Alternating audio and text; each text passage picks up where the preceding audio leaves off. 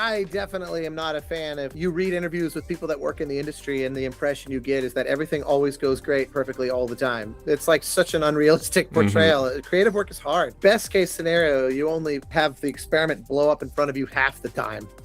Usually probably more than half. First off, any game I've worked on, I would never want to go back and redo, because even if there are things that bother me, and there are about everything I've ever done, they become this time capsule of who you were at that time, techniques I was trying, musicians I was collaborating with, cities I was recording in, all that kind of stuff. And I wouldn't really want to take away those memories.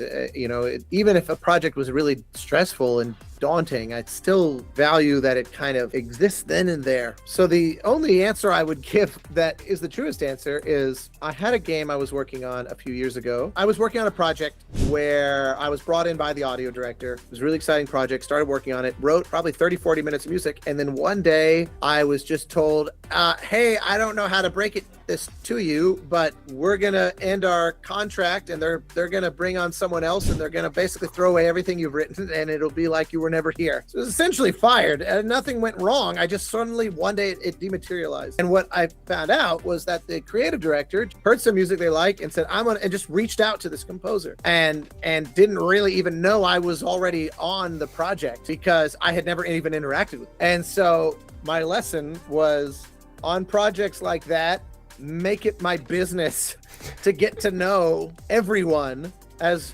early as possible, so that we can really, start crafting the ideas together. And if sometimes it's hard to just get in sync, and it's the nature of creative work. But in this case, it was almost like a procedural. I just kind of trusted everything was going great. But truthfully, I had no idea anything.